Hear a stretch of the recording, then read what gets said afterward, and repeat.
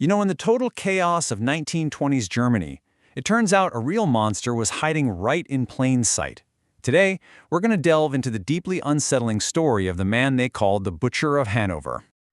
Okay, so picture this. It's the summer of 1924 in Hanover, Germany. Some kids are just playing by the river line when they stumble upon something gruesome, a human skull. And then they find another one, and another. Before long, the police are called in, and what they uncover is just horrifying. We're talking about over 500 human bones, just pulled from the riverbed. As you can imagine, total panic just sweeps through the city of Hanover. The bones, they belong to at least 22 different people, mostly young men and boys. It becomes terrifyingly clear there's a serial killer on the loose. And the press? Well, they give him a name straight out of a nightmare: the Werewolf of Hannover. So the whole city is on the hunt for this monster, this creature of folklore they're reading about in the papers. But the truth of who this person was, it was actually far, far more terrifying than any werewolf. So while the city is just reeling in fear, the police investigation starts to lead them somewhere pretty unexpected. They zero in on this one guy, a suspect who was, frankly, completely unlikely. Why? Because they already knew him, and not as a criminal, but as a friend.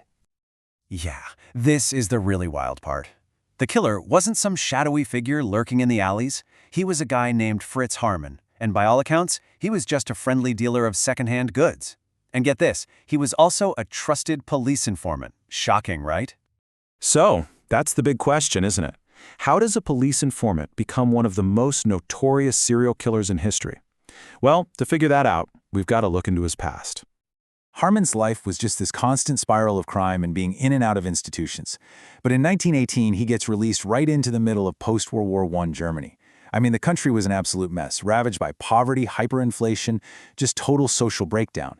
And for a man like Haarmann, this chaos turned out to be the perfect cover, the perfect breeding ground for the horrific crimes he was about to commit. And with this newfound freedom, in a city where no one was really paying attention, Haarmann developed and perfected just a brutal and chillingly efficient method for murder. His hunting ground was Hanover's main train station. He'd prey on the most vulnerable people he could find: runaways, youths, anyone who looked lost.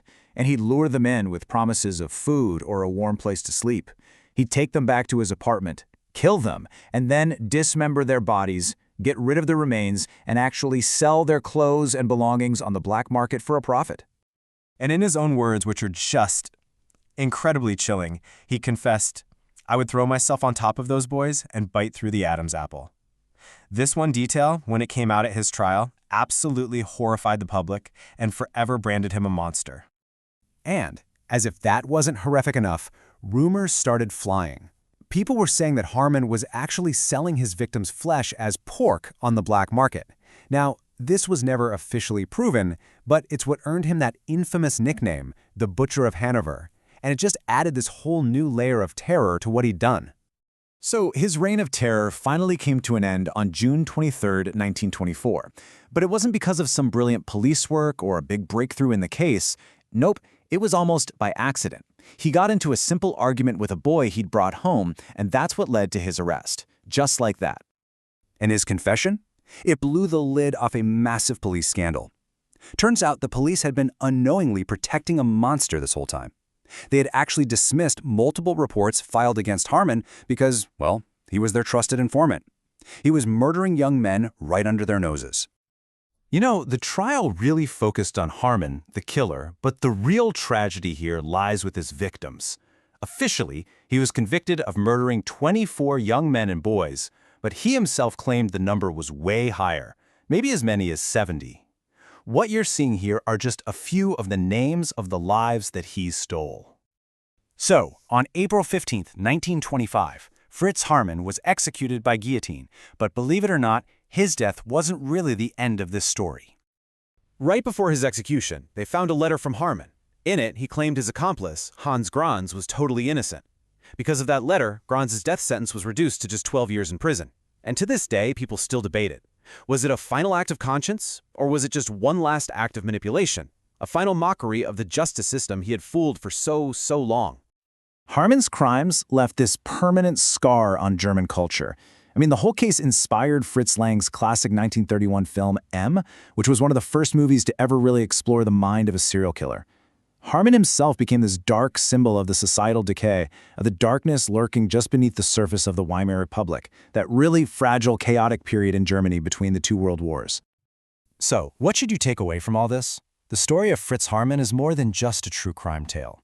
It's a chilling reminder of the kind of darkness that can fester and grow when a society is on the brink of collapse. It really leaves us with this haunting question. Was he just a singular, lone monster? Or was he, in some way, a product of his chaotic times? And maybe, more importantly, in our own world today, how many monsters are we failing to see hidden in plain sight?